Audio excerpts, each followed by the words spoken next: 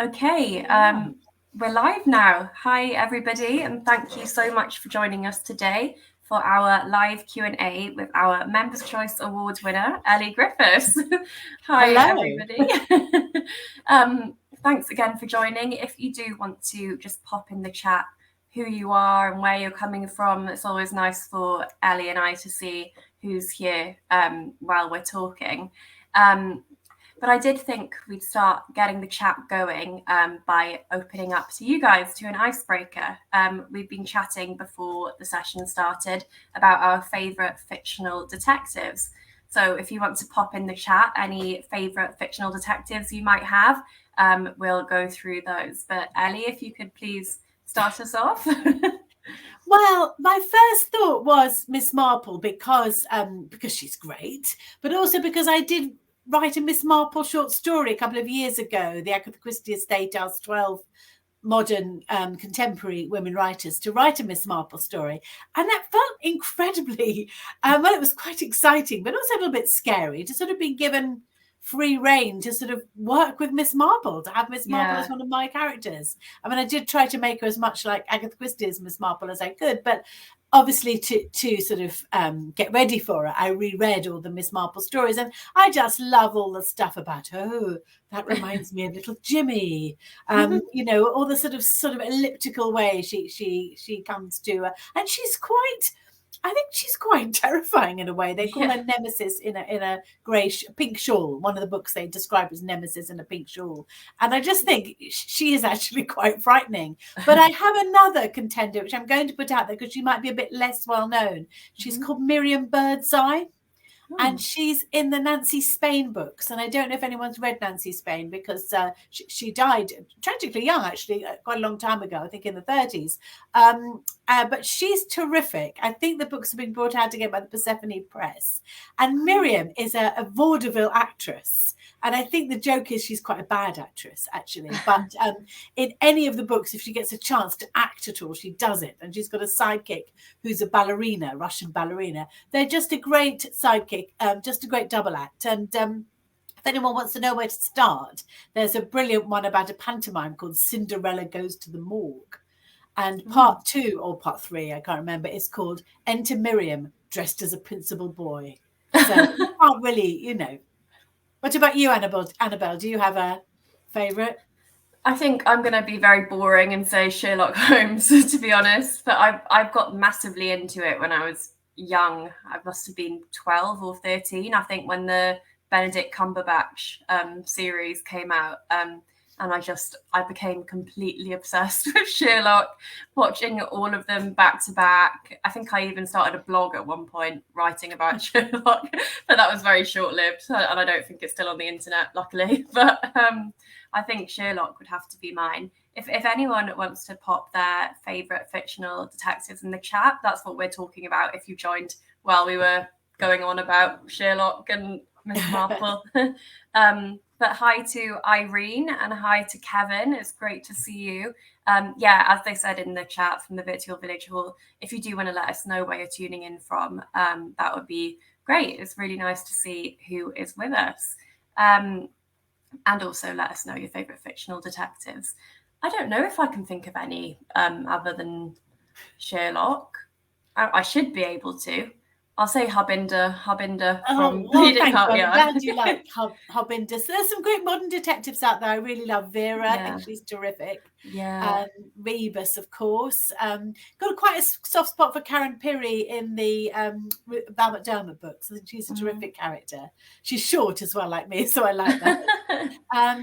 Leslie Thompson writes a really great series called The Detective's Daughter. And her sort of detective character is called Stella Darnell, and she's a cleaner.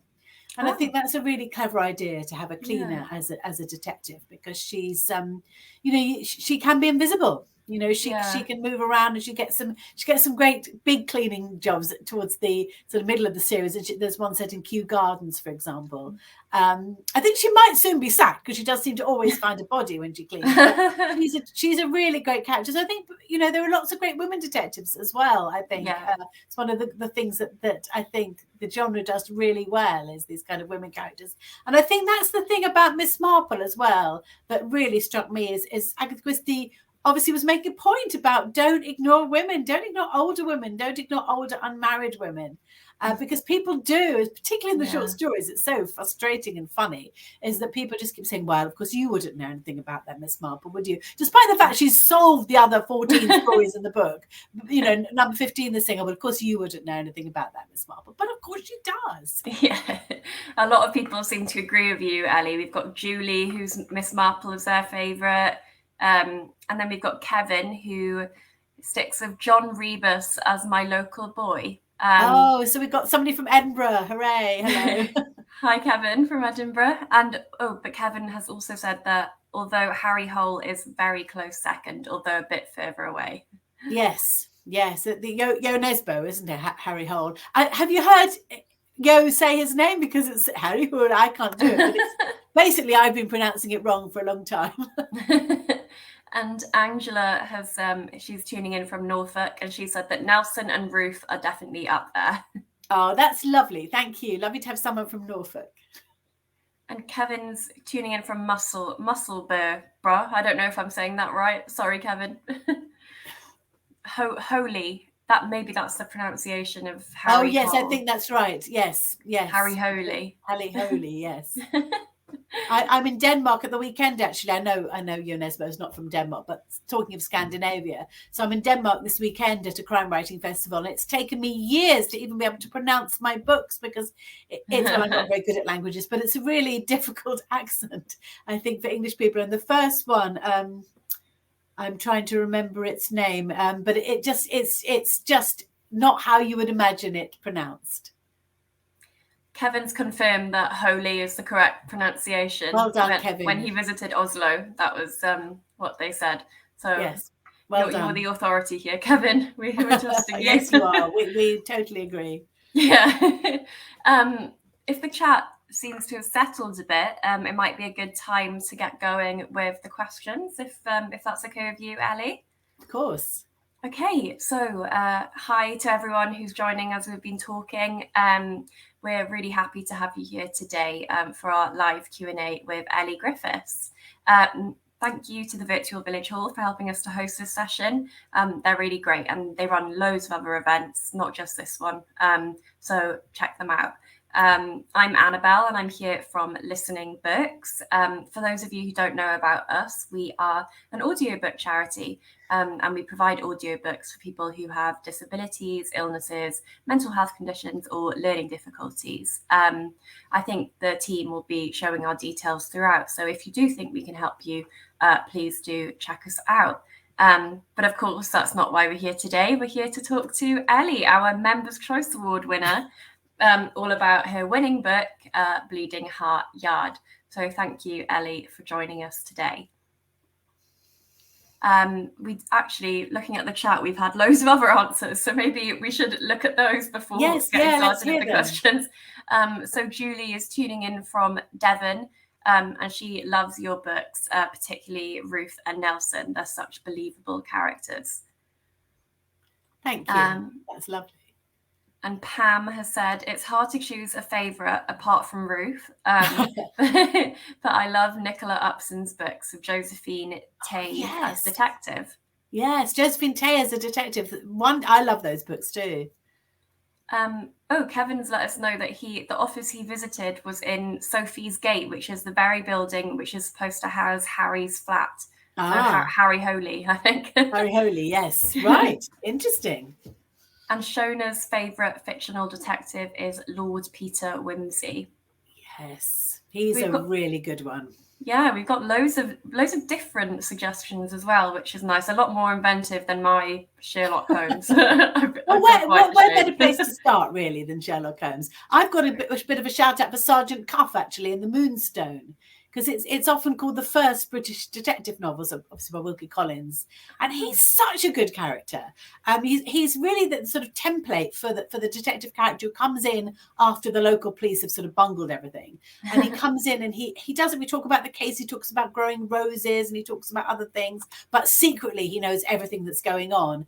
And it's almost a cliche, that sort of character now, but I think he was the first like that. Mm-hmm. And it really struck me reading the book. And of course, at one point he gives another character a sealed sealed envelope, and he says, if you want to know who did it, it's in the envelope. And of course, he's right.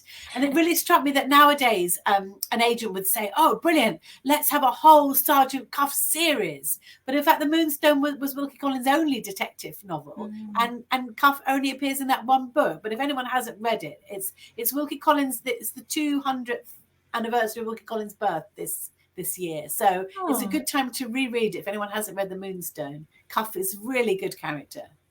Thank you. You've been giving us loads of great recommendations. I'm sure everyone's writing them down as we speak. But hi, Monique from Petersfield, and her favourite detectives are Nelson and Ruth. Oh, thank you.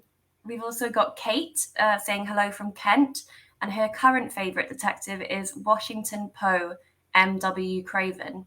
Yeah, Mike Craven's books are terrific, and Tilly as well, the other character in those books, is such an unusual, brilliant character. Yeah, I haven't heard of loads of these. I feel Mike Craven, I mean, he won the Gold Dagger, I think, with his first book. I was lucky enough to get a proof of it, and I have to say, in my own defense, I knew it was brilliant. I immediately knew that it would be a huge success. So really worth reading those books. Okay, thank you. Maybe now we should get started with the questions. But thank you all so much for your sharing your answers. That's been great. But I'll get started now with the Q&A. So if you want to get started thinking about your questions, I'm going to give a quick introduction to Elly. I'm sure most of you don't need it, but just to start us off. So Elly Griffiths is the best-selling author of the Ruth Galloway mysteries, the Brighton mysteries, and the Justice children's book series. Elly has not only won the Crime Writers Association Golden Dagger for her works, but she is also the Listening Books Members' Choice Award winner for Bleeding Heart Yard. And we're so excited to have Elly here today, so our members can learn a little bit more about the book, and so you can all learn a bit more about the book as well. So thanks again, Elly, for joining. If you guys want to start popping in your questions in the chat, we can get started with those straight away and try and fit as many of those in. But Elly, I was hoping we could start off by just giving a brief overview to Bleeding Heart Yard, just for anyone listening who hasn't read or listened to the book yet. Okay, yeah, hello everyone. Lovely to see you. Here it is, Bleeding Heart Yard. That's the paperback. So this book starts with a detective called Harbinder Kaur, who does appear in a couple of my previous books, but you don't have to have read them to enjoy Bleeding Heart Yard. So Harbinder is a British Asian woman. She previously worked in a showroom in Sussex, but she's now had a promotion to the Met in London. And she's a little nervous about this. She's a DI now, and her first case involves the death of a prominent politician. And he dies at his old school reunion. And so Harbinder knows she has to tread very carefully with the investigation. But it leads her to a sort of a sinister club that meets at a real life place called Bleeding Heart Yard. And a lot of you will know Bleeding Heart Yard is real. It's near Farringdon Station. And this group meet at Bleeding Heart Yard. So Harbinder kind of knows there's something going on about this, especially because the detective's been receiving anonymous notes calling him a bleeding heart. And then somebody else dies, and their body is found in Bleeding Heart Yard. Mm-hmm. Yeah, it's a brilliant book if anyone hasn't read or listened to it yet. And we've got a question to kick us off from Monique, who said, I love your Ruth Galloway series in particular. Is there likely to be another one soon, as I miss these characters? I was thinking somebody might ask this. It's great to have it straight out. Hi, Monique. What a great name. So, as you will know, there are 15 Ruth books, and the 15th is called The Last Remains, and I've said it's the last for now. So if you have read all 15, I think you'll sort of see that it does tie up some aspects of the story, but I've never said that it's the last forever. So I'm pretty sure there will be something else about them sometime. The minute I'm busy writing another book, which I hope will be the start of a series, but I'm sure I'll go back to Ruth and Nelson one day. And in fact, there's I'm publishing a selection of short stories in June. It's called The Man in Black. and it does contain a new Harry and Nelson story. So it's a Harry and Ruth story, and it does continue from The Last Remains, which is the 15th book. So you'll sort of find out a bit what Ruth and Nelson are doing. So so there's that little bit. There's a little bit of Ruth and Nelson coming in June. That's lovely. Kevin's asked, how do you start your stories? Is it a sense of place? Then you create a story to suit the location? That's such a great question. And we were talking about place before, weren't we? Which, yes, for me, the place, it often starts with the place, I have to say. The Ruth book started with walking across Titchwell Marsh in North Norfolk, and my husband is an archaeologist making a comment there about prehistoric people thinking those sort of marshland places that aren't land or sea are somehow sacred. So that gave me the whole idea for the Ruth books. And with Bleeding Heart Yard, it did start with Bleeding Heart Yard. I used to work in publishing, and every year I meet with a couple of my colleagues from HarperCollins, which is where I used to work, and we always try and pick a place to eat that has a good name. And we met one time in Bleeding Heart Yard, and I was saying, oh, I've got to write a book about this.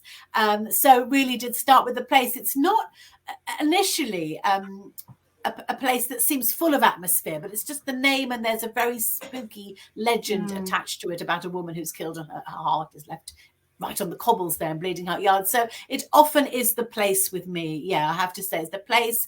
And then maybe the character. I think with the Ruth books, the place and the character came together. I sort of imagined Ruth sort of walking across those marshes, really. But Harbinder was already there, but I could see her in Bleeding Heart Yard.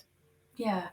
I was wondering, when I was reading the book, throughout the whole novel, I really thought that anyone could have been the murderer, and there were so many different motives. I just couldn't place who it was going to be. So when you start writing these like murder mysteries, do you know from the very start who the murderer is going to be, or does that kind of unravel as you go along with the writing process? It's a really good question, Annabelle. So I've changed a bit with my process, because when I first started writing, I did plan the books out just roughly. Like, I'm not a spreadsheet person or anyone very techie, but in my notebook, I'd write like a rough chapter plan, and I would know who was killed and who did it. And about sort of 5-6 years ago, I wrote my first standalone book, which is called The Stranger Diaries. And it's the first book that Harbinder appears in, actually. I didn't write anything down. And it's actually my most complicated plot. And I kind of found that not having anything written down allowed me to be a bit more tricksy with the plot, maybe a bit more sort of labyrinthine with the plotting. It was less linear, I guess, because I hadn't got it written down. So now I quite often start a book and have no idea who did it. I just Really? I hope that it comes to me at some point. And it's quite strange, because you find yourself putting in all these clues and you've no idea what they're clues to. Obviously, when you finish, you can tidy it up a bit. But it does weirdly seem to fall into place. But with Bleeding Heart Yard, I did know who did it. I did know from the beginning who did it. So that was a bit different. But I did try to make it as difficult as possible. I've got a friend called Isabel Gray who writes crime novels, and she used to write for Midsummer Murders, that very long-running series on TV. And she said that the rule of Midsummer Murders is there've got to be 4 people still alive at the end who could have done it. And that's my rule, that there have to be at least 4 people there at the end who could have done it. Yeah, that is very much the case. I would say with Bleeding Heart Yard. And when I got to the end, I had no idea who the murderer was going to be. Good. It was quite a surprise. But then when I did find out, I started thinking back to little bits throughout and little moments that all made sense now that you know in hindsight. So I was wondering if you plotted it out and if you knew that the murderer was going to be the murderer from the beginning. We do have some comments. Pat has said, Pat's from Bramhall near Stockport. She totally agrees with the other viewers who love the Ruth and Nelson books, really need more. And Monique has, in reply to your answer, has said, thanks, Elly. Looking forward to reading The Man in Black. And Kevin's commented that, 4 surviving suspects. What a great rule. And yeah, It's that is a quite great a rule. useful rule, I have to say. And I think if you read my first crime novel, which is the Crossing Places, the first Ruth book as well, I don't think I do that. I think there's possibly one suspect and he did it. So I have got a bit better about that. So as you said that Harbinder is part of a series, we have Ruth and Nelson, who everybody loves. What makes you decide to continue with these characters into a series rather than leaving them alone as a standalone? It's a really interesting question, and for me, it's quite an interesting sort of writery decision, actually, because there are some characters who you love and who you think maybe are quite successful characters, but you know that they couldn't be in a series. You sort of don't want to see them again in a way. But there are some characters who do sort of clamour to be heard. Like when I wrote the first Ruth book, which I said was called The Crossing Places, I only had a deal for 2 books, so I knew there would be a sequel. I had no idea it would be such a long series, but I kind of knew that Ruth and Nelson had this long relationship, really, that could go to a long series. So there are some characters who are like that. And so when I wrote The Stranger Diaries, which is sort of a gothic novel, really, about some murders that happen at a school that seem to recreate murders in a Victorian short story, I just had to have a detective, and in came Harbinder. So I just thought, oh, she's a fun character. She's quite acerbic. That's quite fun. I didn't really think I'd see her again. And I got to, forgive me, a little bit of name dropping here, because Val McDermott's always been very kind to me, always really supportive of me, been a mentor, really. And I sent an early copy of the book to Val, and of course, really wanted to know what she thought. And she rang me up, and she was so lovely. She said, I really enjoyed it. She said, I can't wait to hear what Harbinder does next. And I said, oh, no, Val, it's just a standalone. You're not going to hear from her again. And she said, oh, no, we'll hear from her again. She's got more to say. And of course, she was right. And there are some characters who just have that bit more to say. They might not be the most lovable characters even, but they are just the characters who you just know have it in them to sort of carry a series and just have that bit more to them. So there are now 4 books with Harbinder in. The most recent one is The Last Word, which came out in January, which she's sort of a bit of more of a minor character in that one, because it's based on the group of friends in Shoreham, but she's definitely there in the book. So yeah, she's got a bit more to her, I think. So it is a really interesting question, and you can't always tell which are the characters that are going to be long-lived. I mean, Cathbad, for example, the druid character in the Ruth and Nelson books, he was just meant to be a suspect in book 1, but now by book 15 he's definitely one of the main characters. And I teach creative writing, and I always don't let my students say things like, well, the characters decide. I always say, well, you're in charge, you decide. But somehow he did decide, I'm afraid. As you said, we do meet Harbinder before, but this is the first time in Bleeding Heart Yard that we see her in London in her new job. And a lot of your books, as we know, are set in Norfolk or Brighton, which are beautiful places, but very different to London. So did you find it different at all writing about London and the Met Police, who are so well known? Was that kind of a different kettle of fish? And so infamous, really, recently. Yes, it was different. But I've always wanted to write about London. In fact, the new series that I'm planning now is set in London. I was born in London, moved to Brighton. The family moved to Brighton when I was about 5, but I was at university in London. I went to King's College London. And then after university, I lived there for 10 years. So I do know it quite well. And there are several places in Bleeding Heart Yard that are linked to my family. Barlby Road is one. It's where Harbinder lives with her flatmates. But it's where my family immigrated to England from Italy. So, and they all lived in that area. So my nonna and nonna lived in that road. So did my aunts and uncles. So it's kind of quite a special place to me. And I really love London. I really love the obviously there's some not nice bits of it, but I love those too in a way. And I think we sometimes forget, maybe we don't, but how historic it is. There's a whole layer of London that's called the Boudicca destruction layer. And it's when Boudicca came into London and burnt it down. And there's a layer, there's a layer of burnt material that comes from that era. So, all those layers, they do fascinate me. So, yes, so all the places I've written books do have some link to. So my grandmother lived in Norfolk, and we spent a lot of time there as children on holiday. I live in Brighton, so the Brighton mysteries, and London definitely has a connection to me. Oh, lovely. We've got a question from Pat, who said, do you think any of your books will make a TV series? Would love to see who would play my hero, Cathbad. I'm so glad you like Cathbad. I'm going to come back to you in a minute and see who you think. So, well, the books have been optioned 4 times for TV, which is quite a process, really. And I didn't know anything about it when I first started writing. So a TV company comes and they sort of take the books off the table for a couple of years, and they pay you for that while they work on a series. So that's happened 4 times, and it's still not happened. And it's quite frustrating because you get quite a long way sometimes. You know, you've got writers, you've even got sort of cast, but it still doesn't happen.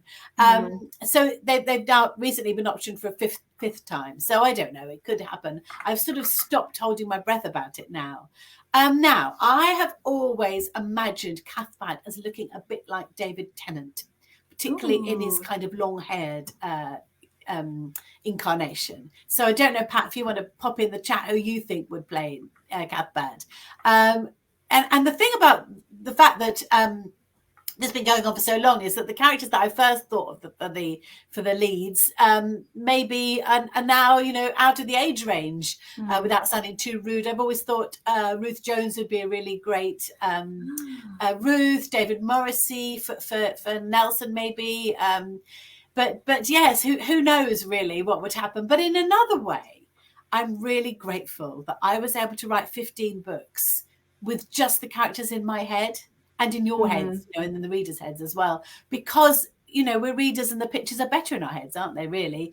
And if they had, so when they were first optioned for TV, I'd only written 1 book, you know, that happened when I'd just written Crossing Places.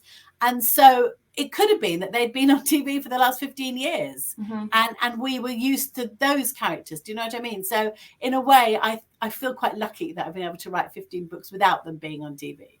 Oh, yeah, that's an interesting take on it, actually.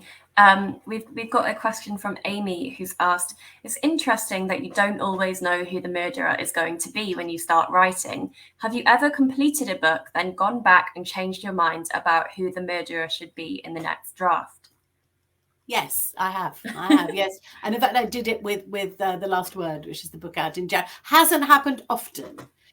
But it has happened a couple of times, and really it's almost like you finish the book and you think, oh, that's who did it. Obviously that's who did it. You know, I realize everything's pointing, you know, in my head to that person. So I have done that. Yeah, I have gone back and changed it, and it'd be quite interesting, you know, to think what would have happened in those particular books if the original murder had continued to be the murderer. But I suppose one of the things about not knowing yourself is that you are quite fair with the characters. Because if you do know from the beginning who it's going to be, you obviously are going to treat that character a bit differently. And one of the things you do is probably make them a bit too nice or too backgroundy. Whereas if you don't know who it's going to be, well, then you give them all the sort of fair share of the space. And you're not sort of playing games by keeping them a little bit in the background. So, yes, I have done that. I was interested, I read, because we were talking about Miss Marple earlier on, I recently read Agatha Christie's diaries. And I always thought that she knew from the beginning, but no, she often didn't know. She often changed it. I thought that was so interesting. She just thought, who's the least likely? Made it then. Really clever. When that does happen for you, do you tend to make the murderer the characters that you don't like, or you don't like writing, or are the murderers kind of more the interesting people to write? Oh, that's a really good question. No, I don't think so. In fact, a couple of times it's been someone I've got a bit of a soft spot for, that I've thought they probably did do it. And you know, that's quite tough, really, but has to be done. It's usually not the most obvious. Or if you know me, the person you think I don't like, for example, someone who's horrible to animals or something, you know, it's not going to be them, probably. We've got a question from Kevin, who's also been sharing some really great comments. For example, he has a 4D jigsaw of London, like a 3D jigsaw, but it builds upwards through time periods. Oh, that's amazing. Yeah, I really want to see that. So if you do have any pictures when it's done, that would be great to see. But he's also got a question. So if you didn't originally plan 15 books, how did you work in such long character arcs across the series? Oh, that's a great question, Kevin. Well, the character, I wish in some ways that I had kind of planned it better, and that I had the arcs in my head. So really what happened was that they did sort of emerge quite organically, which actually, again, a bit like the TV thing, I didn't plan it, but I'm glad it worked out this way. It is that it did sort of happen sort of naturally. So I was never sure. I'm not going to give any spoilers, by the way, but I was never sure what was going to happen at the end with the sort of three-sided love story of Ruth, Nelson, and Nelson's wife Michelle. I wasn't sure what was going to happen with that, so that did change book by book, and there were some sort of big events that happened to those characters that I hadn't planned. But in a way, I think that was quite good, because a bit like not knowing who the murderer was, if I'd always known, I might have been conscious of working towards that. So I didn't really plan those character arcs. They did just happen. For example, Cathbad is a slight spoiler, I'm afraid, but Cathbad's relationship with Judy wasn't planned at all. It really wasn't planned at all. And I was writing that particular book. I think it's House at Sea's End, and there's a snowstorm, and I'm thinking, there's Cathbad and Judy in the car together. Oh, they're going to Ruth's house. Oh, that's nice. Oh, they're going upstairs. What's going on? So some of the things I really hadn't planned, but they're sort of part of the fabric now, I think. Monique's been sharing comments about how much she loves your book. So, for example, she visited Shoreham last year, and it was lovely to read and recognise the places in the book. So in the Harbinder stories, I think. Thank you. Sorry, go on, Elly. I'm just going to say Shoreham is a lovely place. People don't often go along the coast a little bit from Brighton, but Shoreham is and it's quite a good place for a crime novel, because it's smaller than Brighton. It's quite sort of artistic area, but there's sort of very rich people and very poor people there, which is always good for a crime novel. There's the sea, which is always useful, and there's even an airport so people can escape. So it's quite a good crime novel. Pat's come back with her suggestion for Cathbad, and that is Ben Whishaw. Oh, wow. He would be amazing, Pat. Such a great actor as well. Wow. Yeah. I might have to fight my friend Leslie Thompson for him, because she thinks Ben Whishaw should be Jack in her books, if anyone's read her books. But, he could be both. Yeah, he could be both. Yeah, he's brilliant. Obviously, we are an audiobook charity, but talking about TV, I listened to part of Bleeding Heart Yard, and there's 3 narrators, not just one. There's Nina Wadia, Candida Gubbins, and Jane Collingwood. And it kind of, when you're listening to it, because there's these different voices, it kind of feels like you're listening to a TV program, like a TV detective program. I wonder if you had any involvement with the production or the casting of the audiobook. Well, I'm so glad we're talking about this, because I love the audio version of Bleeding Heart Yard, and Nina, Jane, and Candida do an amazing job.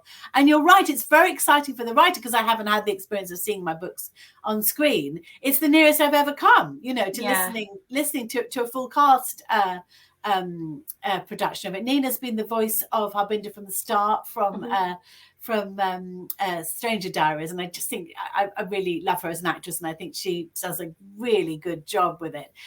So I have a tiny bit of involvement in that. Usually the audio producer gives me a selection of people, but it's quite small selection, sort of about 3 or 4 people, and you just listen to samples of their voice. But I sort of knew Nina from her acting work, so I always thought she would be a great Harbinder, but I think Candida and Jane are just perfect. I've just done a tiny little plug, because I've got a podcast called The Plot Thickens, which I find hard to say, but I've just on that had interviewed Jane McDowell, who's the voice of Ruth on the Ruth books. And it's really, really interesting. You've interviewed her, Annabelle, haven't you, on your podcast? Yeah, one of my colleagues has interviewed Jane McDowell. Was it Neve, or I can't remember? Jessica does our podcast. That was a really good interview as well. So the Listening Books has a great podcast as well.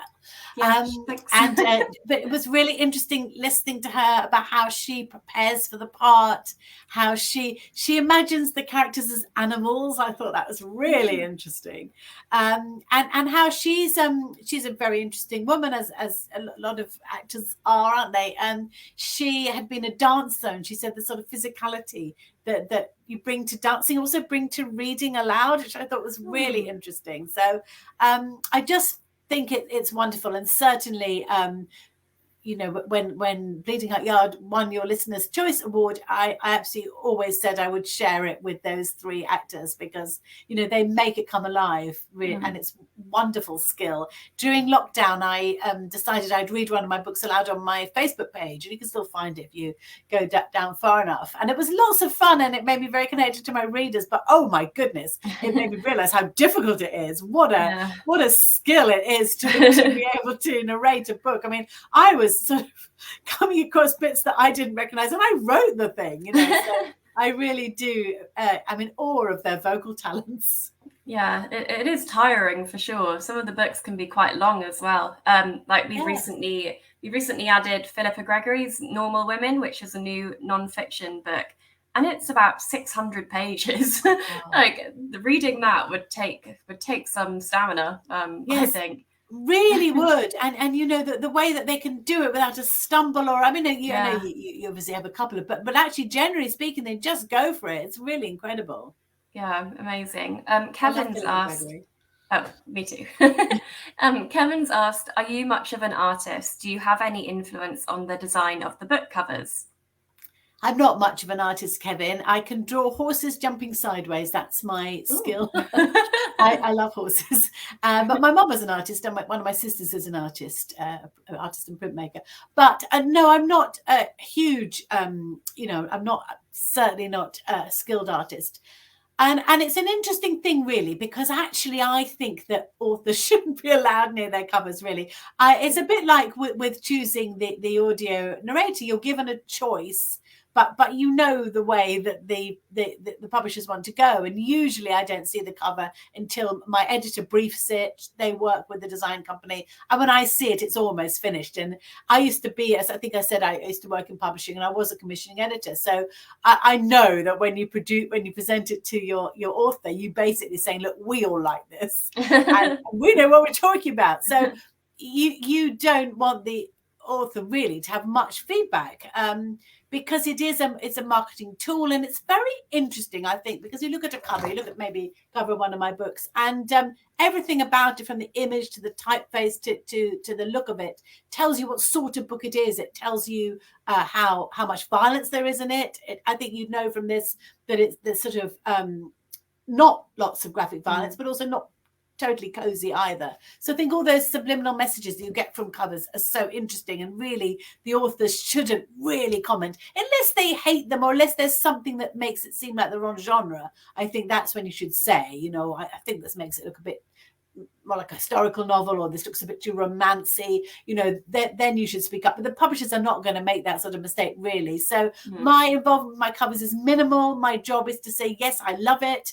And I usually do, because Quercus, my publishers, are terrific at covers. I'm going to just quickly show you, though. It's very interesting how different the American ones are. I'm just going to lean back and get you...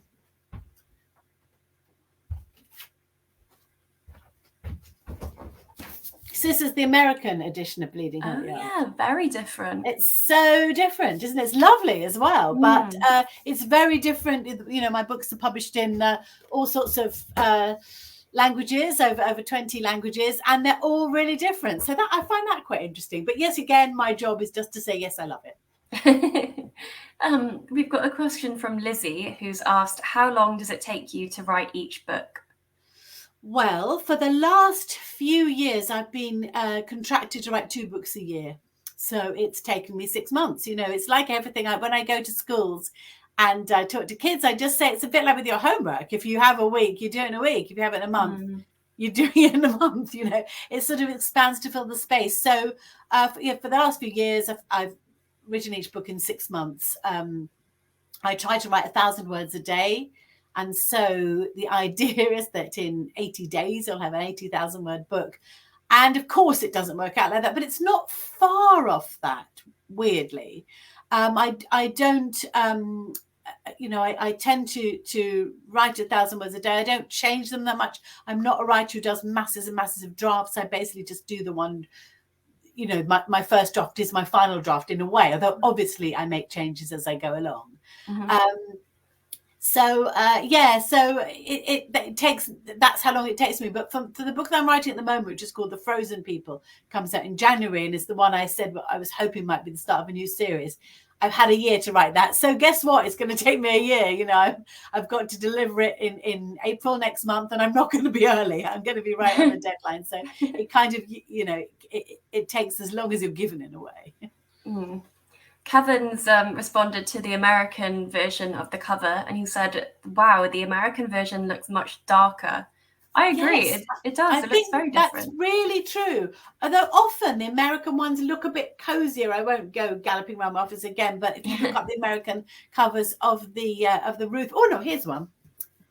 So this is The Last Remains, and actually that looks a bit sort of, although it's got a skull on it for some unknown reason, that looks a bit lighter, I think, than the British ones. But certainly, I think the American version of Bleeding Heart Yard is darker. It's more conspiratorial. I mean, that's not Bleeding Heart Yard, I should quickly say. It looks almost like Downing Street or something, but that chimes in with the political themes of the book, so that's fine. And the British one's not Bleeding Heart Yard either. It's not that photogenic, funnily enough. So you just mentioned the political themes, and in the book there is a lot of talk about politics, about climate change, like very current topical issues. So what made you decide to include these in the book and focus on them as a tension point? Well, you know, I'm interested in politics. I'm passionate about the environment and climate change, and I did sort of want those to be features in the book. It's not a political book otherwise, really, but I'm quite fascinated by the way that how we are as children is not always the way we end up. So two of the characters in the books are MPs. One is Labour and one is Conservative. But they've started off at very different positions, and you can't always tell, can you, how people are at school. Liz Truss, I think, famously was very left-wing and sort of Republican, and then she became Conservative leader. But if I'd written about that, nobody would have believed me. So that was part of the theme, really, about how people change. But I wanted climate change to be a part of the book, really, and it surprised me it's not part of more thrillers, really, because it's the huge issue of our time. It is quite shocking the way the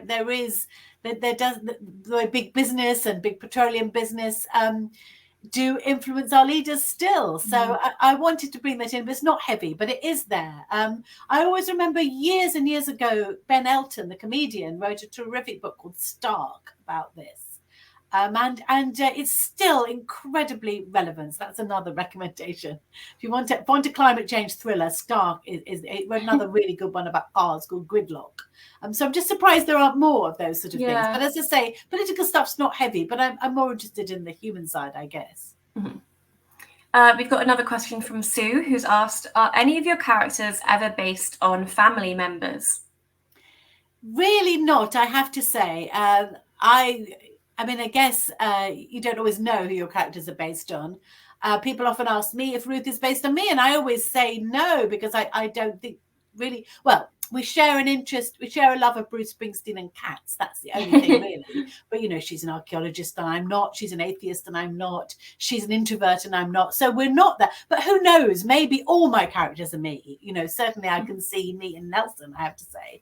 I don't think they're based on any characters. But having mentioned Nelson, my editor Jane once said that she thought that after a bit, every author ends up writing about their father. And I think my dad's no longer with us, and he was Italian, so kind of different background to Nelson. But certainly I think there are bits of my dad in Nelson. He was an ex-racing driver, actually, so he always drove very fast, as Nelson does.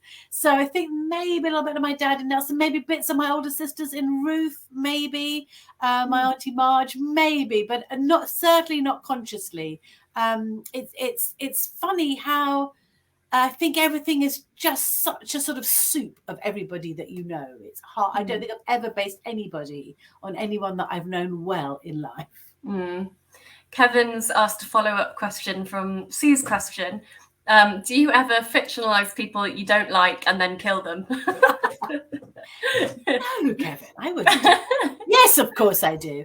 You know, I have occasionally, there was a teacher at my school who made an anti-Italian remark And he's been in 3 of my books, 3 times, twice as a murderer and once as a victim. And I'm not finished with him yet, I tell you. So yeah, sometimes I do, yes. And it's great. It feels really good.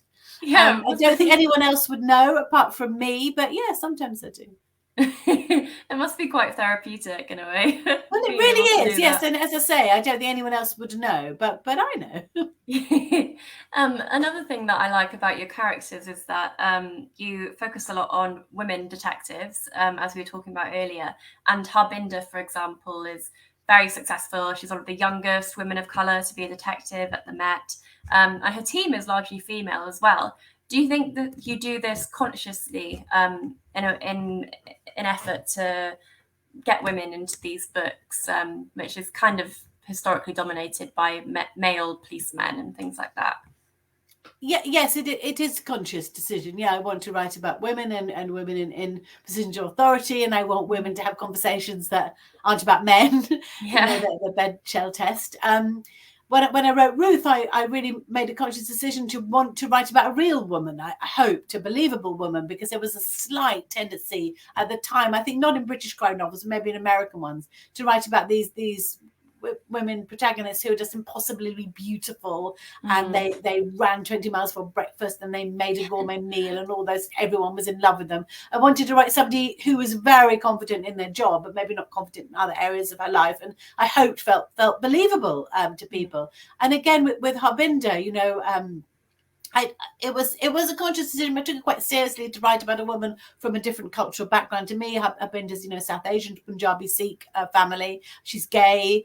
She's not originally out to her family, but by Bleeding Heart Yard she is. So I took that quite seriously, and I did. Luckily, I have a good friend who's from exactly the same cultural background, from a Punjabi Sikh family. So she advised me a lot, and her mum advised me a lot on the food, and and our Harbinder's home life. So I did try to get that right, because there is always an issue, isn't there, when I don't want my books to be full of people like me, because that would be really boring. And also I don't want them to exist in a white world, because that isn't the world I want to live in. And it isn't the world of London or anywhere else in Britain. Thank goodness it's diverse, and I want to reflect that. So I want to make the teams as diverse as possible. So given that, I did consciously, want to write about women in positions of authority. That's really important to me. Yeah, it is very important to have that representation as yes. well. Monique's asked, all your characters are very believable. How do you choose names for your characters? Oh, that's a really great question, actually. Funny enough, my daughter's best friend is called Monique. I'm probably surprised that I haven't used it in a book yet. Names are really tricky and interesting, aren't they? Because I always say to my students, as saying I teach creative writing, that a name is instant backstory. So as a lot of you will know, my real name is Domenica De Rosa. And as soon as I tell you that, you can kind of place me, and as culture is Italian. Domenica means Sunday. I was born on a Sunday. I'm the youngest of 3 sisters. They'd run out of names. So just from that, you kind of know a little bit. It's a bit of, it's backstory, isn't it? It's a bit of biography just in my name. And I always ask my students, why are you called that? And there's some great answers, quite often because their dads went to the registry office and misspelled something, and then they were stuck with that name, or they were named after a family member. One of my students at the moment was named after the pet dog. She's quite good about that. But so there's always a story in names. So I do think carefully before I name a character, and I think, why are they called that? Why is that? Why have they got that name? But equally, we do always, writers always have sort of favorite names that they fall back on, and I have to stop myself having too many of those short C names. That there loads of Claras and Chloes and Claires in my book. I don't know why, really. I just must like that, and so I have to stop myself. And in when I wrote The Nighthawks, and it's really great these days, because you write a book and within 24 hours people are messaging you about it. And as soon as I'd written The Nighthawks, people messaged me saying, oh, is the Neil Topham in this book related to the Neil Topham in A Room Full of Bones? Well, answer, absolutely not. I just used the name, and neither me or my editor, and I've had the same editor for all the books, had noticed it. So if you've got a Neil Topham copy, it's a collector's item, because in later editions I've changed his name. My name actually has a funny backstory. My parents thought I was a boy, and I wasn't a boy. So I was meant to be Noah after a family member. And then I came out and they didn't know any girls' names. So my dad thought about the baby Annabelle, the toy. So he thought, oh, it's a baby girl. We call her Annabelle. Oh, that's a great story. I love that. That is where I got my name from. Yes, well, and it's a very beautiful name. Oh, thank you. And Monique's commented that she'd love to be in your book, Ellie. Okay. That would be I'll great remember honor. that. One of the Justice books is dedicated to Alex and Juliet, my kids, and Monique, their friend. So yeah, okay. But I tell you what, if there was a Monique in my book, she would be a nice character. I couldn't not make her a nice character. I'm sure Monique will be thrilled to hear that. You seem like a big fan, Monique, which is great. So I was thinking in particular about your character Anna, and something that she said that stood out to me. She's a writer, and she at one point she says she's wondering how she would feel if, as a writer, hearing her books read aloud for audio or other people hearing that. So I wonder, do you have the same experience? Do you listen to your books on audio, or do you find it a bit weird? That's such a good question, and I've forgotten I'd said that actually, because Anna is sort of wants to be a writer, and that was always what she wanted to do. And in that way I was the same. It was always what I wanted to do at school, and like Anna, I was always writing stories in the back of notebooks and things like that. A friend of mine recently found, I don't know why she had it, my old French book, and at the back is a story, and I possibly should have been concentrating on my French. I would have got a better grade. So yes, it's a particularly interesting and quite intimate experience, I think, hearing your books read aloud.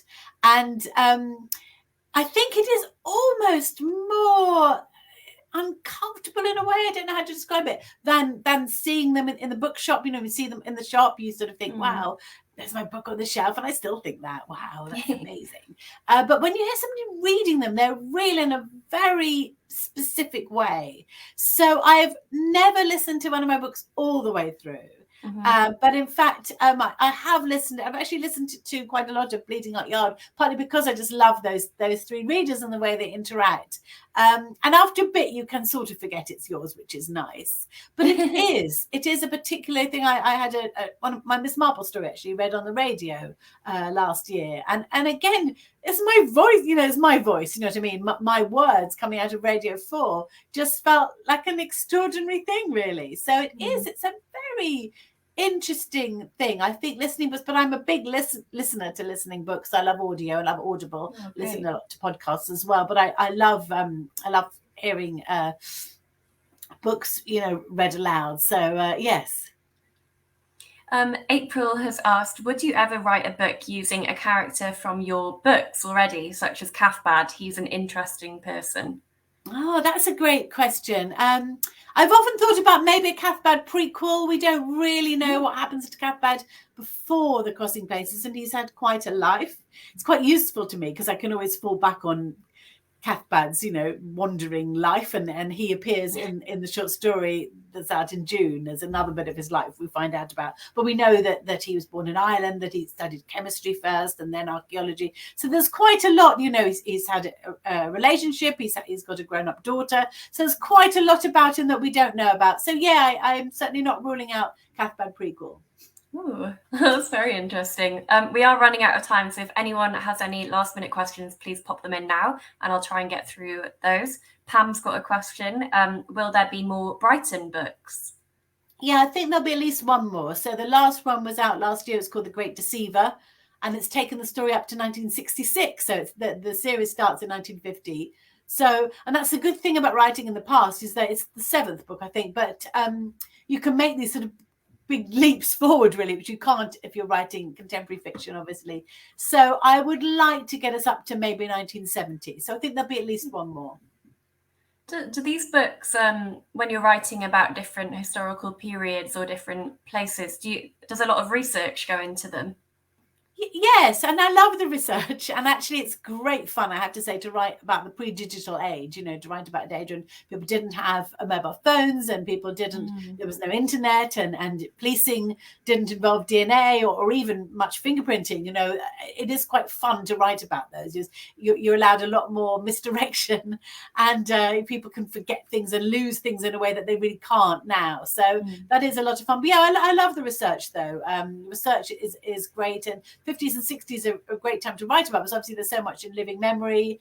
And I've spoken to loads of people who lived in Brighton in the 50s and 60s, and it was a fun place in the 60s actually. So I really enjoy that part of it. And the bit I like most is talking about sort of contemporary memories. I'm writing about the 19th century as part of my new book, and I've just really enjoyed reading sort of contemporary accounts just about how people lived. And I've got a great book actually here just on my desk called Strange Victoriana. I recommend it. So I love that sort of thing. We have one more question from Monique, and I think that sadly that will have to be our last question. Gone so quickly, the time. I know. I can't believe how quickly it's gone. But Monique has asked, do you do all your research before you start writing? Oh, well, that's a great question, really. No, I don't. I do a certain amount, and usually because of the way it's been the last few years that I've written 2 books a year, so usually I'm kind of writing one book and slightly researching another one. I've got a notebook going on sort of ideas. So researching is fun, as I've just said, and you could just do it forever. And the thing that I have to often tell my students is, now you've got to stop the research and write the book. So I always set myself a day to start the book, and I always do it. So there are always things that I haven't researched yet, so they will come as I go through it, because you don't always know what you're going to need. So in Last Remains, which was the 15th Ruth book, I knew it was going to be set around these Neolithic flint mines in Norfolk, in Thetford. But I hadn't been down them until about halfway through the book, when I got the chance to go down them. So I sort of knew that I would start not knowing that, and then halfway through I would know a lot more about them. So yes, sometimes that happens, but you don't always know what you need to know until you get to that point. Yeah. So thank you so much, Elly. We that is all we have time for, and I can't believe it. I'm very, very sad about it. I know, but a lot of people are commenting that they've really enjoyed, and it's been a great hour. So thank you for joining us, Elly, and thank you everyone for all of your questions. They've all been brilliant. Yeah, they really have. Thank you for having me. Thank you, Annabelle, or Noah, as we also think about you now. But thanks so much to everyone who's joined in the chat, and it's lovely to hear how much you've enjoyed the books. Thank you. Oh, well, thank you again, everybody. And just as a reminder before we head off, we're Listening Books. We're an audio book lending charity, and we have over 10,000 books, including our Members' Choice Award winner, Bleeding Heart Yard by Elly Griffiths. So if you think we could help, please do join us. Okay, thanks, everybody. Thank you. Bye. Thank you. Bye.